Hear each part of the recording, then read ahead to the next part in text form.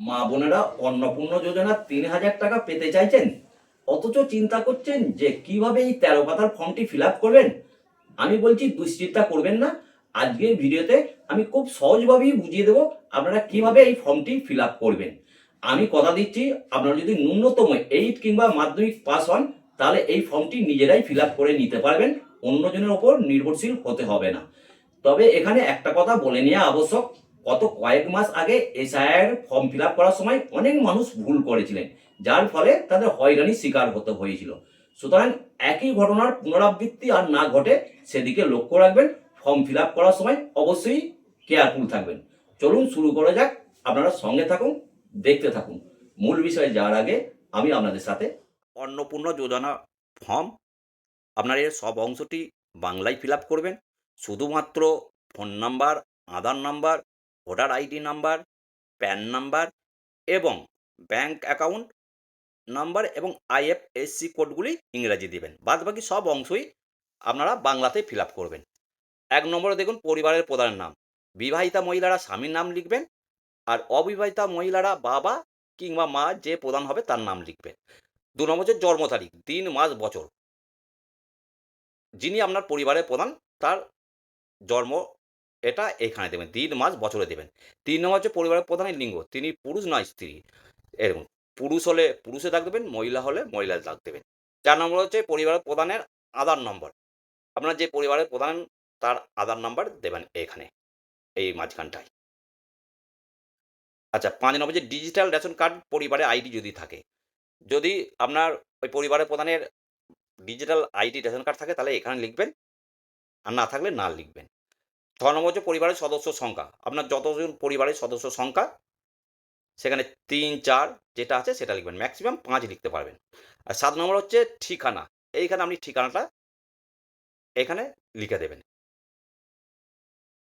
পরিবারের প্রধানের ঠিকানা এখানে লিখে দেবেন। আর স্থায়ী ঠিকানা আছে, যদি এক হয় একই, আর অন্য হলে অন্য লিখবেন। ৮ নম্বর হচ্ছে যোগাযোগ নম্বর। যোগাযোগ নম্বর বলতে আপনার পরিবারের প্রধানের যে ফোন নাম্বারটি আছে সেটি ইংরাজিতে লিখে দেবেন। তার সঙ্গে যেন আধার লিঙ্ক থাকে। ৯ নম্বর হচ্ছে নাম, জন্ম তারিখ, লিঙ্গ, পরিবারের প্রধানের সঙ্গে সম্পর্ক, আধার নম্বর, পরিবারের সকল সদস্য। এখানে ভালো করে বুঝবেন। এখানে পরিবারের যে কজন প্রাপ্তবয়স্ক সদস্য কিংবা সদস্যার নাম আপনি দেবেন, তাদের সব আপনার ডিটেইলস দিতে হবে। সদস্য 1 এ অবশ্যই আপনার নাম। এই দেখুন নাম, জন্ম তারিখ, আপনার নাম দেবেন, জন্ম তারিখ দেবেন। মহিলা তো অবশ্যই এটা দেবেন। পরিবারের প্রধানের সঙ্গে আপনার কি সম্পর্ক? স্বামী না বাবা, এরকম। তারপর আপনার নিজের আধার নাম্বার দেবেন। আচ্ছা, এখানে একটা কথা বলে রাখি, এখানে একই পরিবারের ২-৩ জন সদস্য এই ফর্মই অন্নপূর্ণার জন্য আবেদন করতে পারেন। তাহলে সব যে কজন সদস্য করবে তাতে হ্যাঁ-তে লিখতে হবে। আমি বলছি আপনি শুধু আপনারটাই করুন। কেননা তাতে জটিলতা এড়ানো যাবে। এই যে এই যে লেখা আছে দেখুন, অন্নপূর্ণা যোজনার জন্য আবেদন করা হচ্ছে। আপনার যে পরিবারের সদস্য তিনি যদি আপনার স্বামী হন তাহলে এটা আপনাকে কিছু লিখতে হবে না। আর আপনি তো করছেন, আপনাকে হ্যাঁ লিখতে হবে। এইভাবে ৫ জন সদস্য আছে। আপনি আপনার যতজন সদস্য ২ জন, ৩ জন, ৪ জন, হাইয়েস্ট ৫ জন পর্যন্ত লিখতে পারেন। তবে এই হ্যাঁটা কিন্তু আপনি নিজে লিখবেন, বাদবাকি সদস্য লিখবেন না। এই দেখুন ৫ জন সদস্য আছে। আচ্ছা, এই যে ৪, ৫ হয়ে গেল। আচ্ছা, এরপর ১০ নম্বর হচ্ছে পরিবারের প্রধান এবং পারিবারিক সকল প্রাপ্তবয়স্কদের ব্যাংক অ্যাকাউন্ট ও নগদ অর্থ স্থানান্তরের জন্য। এই ১ম এ আছে আপনার পরিবারের প্রধানের এইখানে নাম, এখানে ব্যাংকের নাম, অ্যাকাউন্ট নম্বর, আইএফএসসি কোড। যেন সেইটা ডিবিডি থাকে, মানে ডিবিটি লিঙ্ক থাকে। এবার সদস্য 1 এ আপনি নিজে আপনার নিজের bank number, account number, IFSC number. এই পরপর করে সদস্য ২, ৩ আপনি যত সদস্য নাম দেবেন সব প্রাপ্তবয়স্ক কিন্তু। তাদের এই দেবেন। এই ৫ নম্বর পর্যন্ত হয়ে গেল। আচ্ছা। এরপর আসছে কি ১১ নম্বরে আছে এপিক। এপিক প্রাপ্তবয়স্কতা আপনি আপনি ধরুন ৩ জন সদস্যের নাম দিয়েছেন। তাহলে ৩ জন সদস্যর আপনার এপিক দিতে হবে। প্রথম হচ্ছে এপিক হচ্ছে HOF, মানে এটা পরিবারের প্রধানের এপিক নম্বর এখানে দেবেন। বিধানসভা ক্ষেত্র অংশ নম্বর ওই এপিকেই লেখা আছে, আপনি দিয়ে দেবেন। সদস্য 1 অবশ্যই আপনি। এবার আপনি যে কটি সদস্য নাম দেবেন তাদের এপিক নম্বর এবং বিধানসভার ক্ষেত্র বা অংশ যেটা এপিকই লেখা আছে সেটি দেবেন। এই ৫ নম্বর চলে গেল। ৫ টা সদস্য। ১২ বিভাগে হচ্ছে কি আপনি কি অসংরক্ষিত, অসংগঠিত আর্থিক দুর্বল, তফসিলি জাতি, তফসিলি উপজাতি, অন্যান্য উপসর, মানে আপনি কোন category, general, SC, ST, OBC, আপনি যেটি সেটিতে টিক মারবেন। আর এখানে আমি বলি, যদি ধরুন আপনি দিলেন ওবিসি, যেখানে আছে ওবিসিতে আপনি দাগ দিলেন। কিন্তু সেখানে আপনার এই ফর্মের সঙ্গে আপনার ওই ওবিসি শংসাপত্রের জেরক্স কপি দিতে হবে। এরপর আছে রেশন কার্ড, খাদ্যপত্রিকা। আপনার আপনার কি ডিজিটাল রেশন কার্ড আছে? যদি হ্যাঁ থাকে হ্যাঁ, না থাকে না। আচ্ছা, যদি হ্যাঁ থাকে তাহলে আপনাকে দিতে হবে কি? যদি হ্যাঁ থাকে কোন ধরনের রেশন কার্ড? দেখেন এখানে আছে এএওয়াই, পিএইচএইচ, এইচপিএইচএইচ, আরকেএসওয়াইআই, আরকেএসওয়াই2 ভর্তুকিহীন। মানে আপনার যদি ১ম এ ডিজিটাল রেশন কার্ড থাকে তাহলে হ্যাঁ লিখবেন। আর যদি না থাকে না লিখলে এই অপশনটা আর লিখতে হবে না। আর যদি থাকে হ্যাঁ লেখেন তাহলে এখানে কোন ধরনের তাতে দাগ দেবেন। আচ্ছা, পরিবারের রেশন দোকান থেকে মাসিক রেশন তুলছে কিনা? আপনারা কি ওই মানে রেশন তোলেন মাসিক? যদি মাসিক তোলেন তাহলে হ্যাঁ লিখবেন। আর যদি না রেশন তোলেন, না লিখবেন। আচ্ছা, এবার গয়ে হচ্ছে সম্পদ। বাড়ির ধরন, আপনার বাড়ির ৩ বা তার বেশি পাকা বাড়ি রয়েছে কিনা? এখানে যদি আপনার ৩ টে কিংবা তার বেশি পাকা বাড়ি থাকে হ্যাঁ লিখবেন। আর যদি ৩ টের নিচে থাকে না লিখবেন। কিন্তু যদি ৩ টে থাকে তাহলেও হ্যাঁ লিখতে হবে। ২ নম্বর হচ্ছে পারিবারিক জমির মালিকানা। আচ্ছা, আপনাদের যদি কিছু জমি জমা থেকে থাকে, যেটা যদি থাকে তাহলে হ্যাঁ লিখবেন। কিন্তু হ্যাঁ লিখলে আপনার যার নামে দলিল আছে, রেজিস্ট্রেশন মানে মিউটেশন কপি আছে কিংবা হাল রেকর্ড আছে, তার জেরক্স কপি কিন্তু এই ফর্মের সঙ্গে দিতে হবে। অবশ্যই মনে রাখবেন। আচ্ছা, এরপর আছে দেখুন, পরিবারের সকল সদস্যের মোট জমির পরিমাণ শতকে। আপনি ধরুন ৩ জন কি ৪ জন সদস্যের এই ফর্মে ফিল আপ করলেন।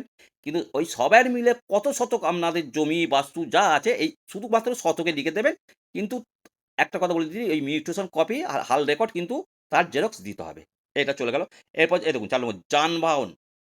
আপনি আপনি পরিবারের কোনো সদস্য কি অবাণিজ্যিক মোটর চালিত ৪ চাকার গাড়ি আছে? মানে আপনার কি কোনো পার্সোনাল ৪ চাকার গাড়ি আছে? যদি থাকে হ্যাঁ, আর যদি না থাকে না। আর যদি হ্যাঁ তে দাগ দেন, তাহলে গাড়ির সংখ্যা কটা গাড়ি, আর এইখানে আছে গাড়ির রেজিস্ট্রেশন নাম্বার দিতে হবে। এখানে বলে রাখি, জিপ গাড়ি, ট্র্যাক্টর এসব থাকলেও আপনাকে হ্যাঁ লিখতে হবে। ৫ নম্বরে দেখুন, পা পারিবারিক ভিত্তিক সদস্যের স্বাস্থ্য বীমা। যদি কোনো স্বাস্থ্য বীমা থাকে, আপনার পরিবারের প্রধান সহ যে কোনো সদস্য দিয়েছেন, তাহলে হ্যাঁ লিখবেন। আর যদি না থাকে না লিখবেন।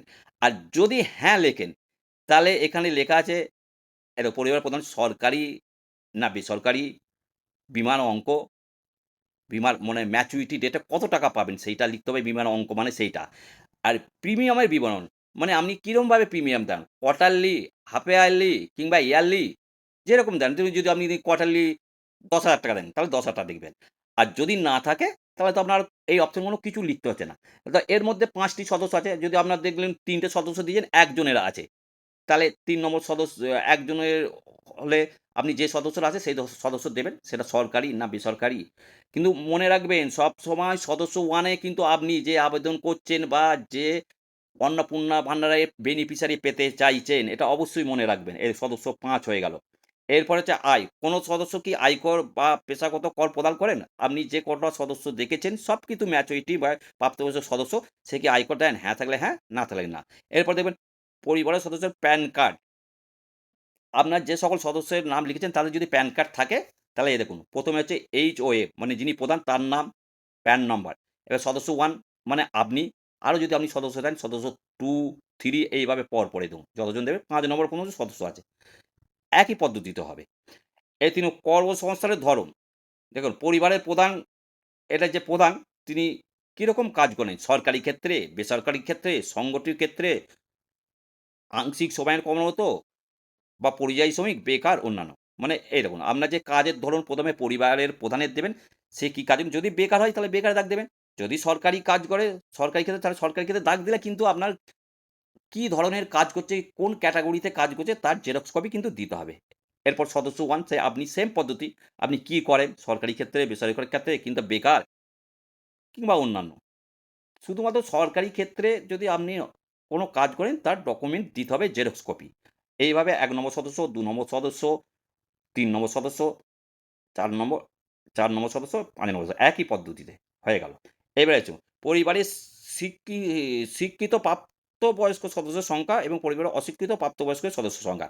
দেখুন এখানে হয়তো আপনি ৩ জনের নাম দিয়েছেন।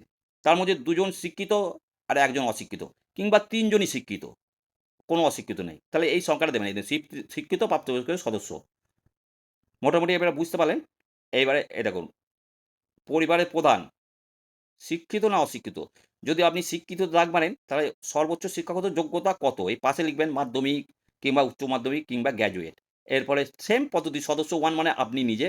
এবার আপনি যে কটা সদস্যের নাম দিচ্ছেন ২, ৩ করে পরপর ৫ একই পদ্ধতিতে হবে।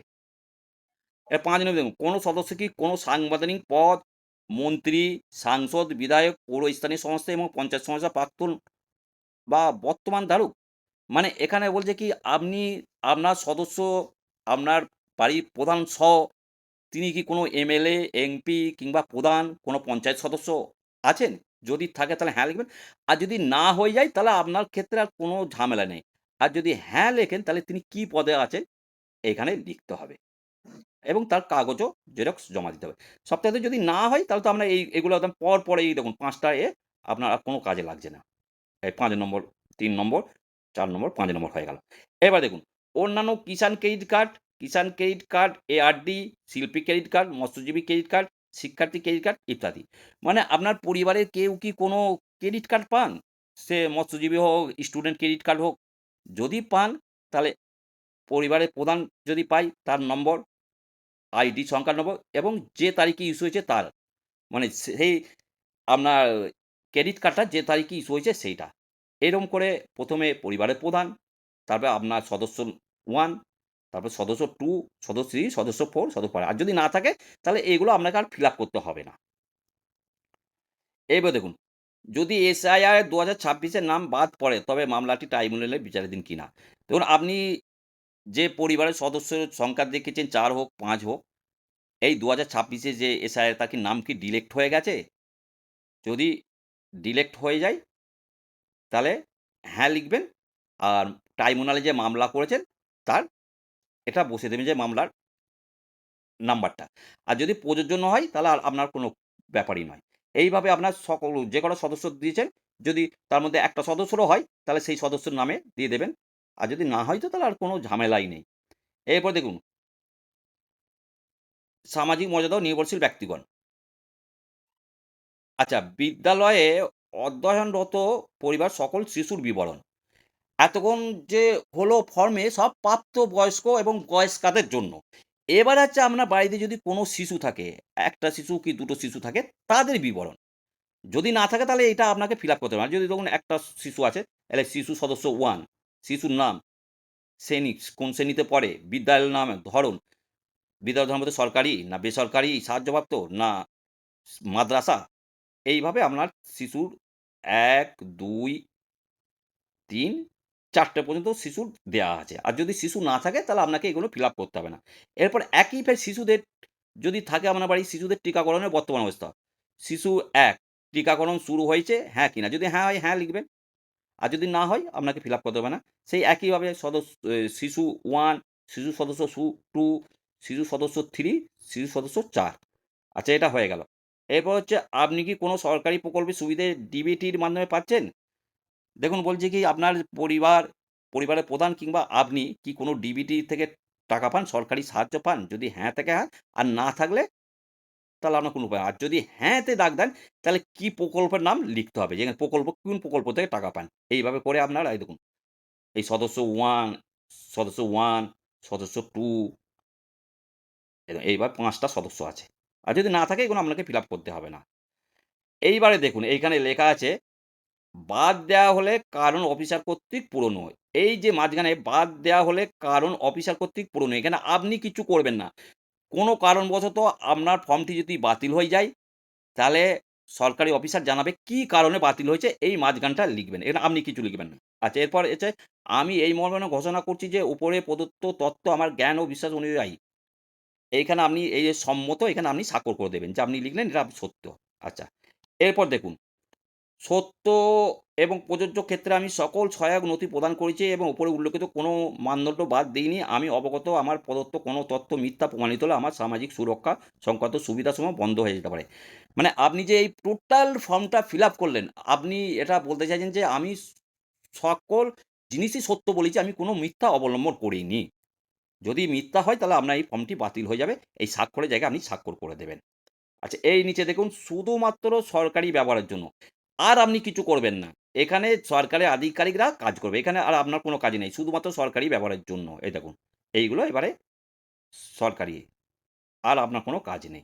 ডিয়ার ভিউয়ার্স, আশা করছি আপনারা মোটামুটি বুঝতে পেরেছেন। তা সত্ত্বেও যদি আপনাদের অসুবিধা হয়, আপনারা আমাকে কমেন্ট করে জানাতে পারেন।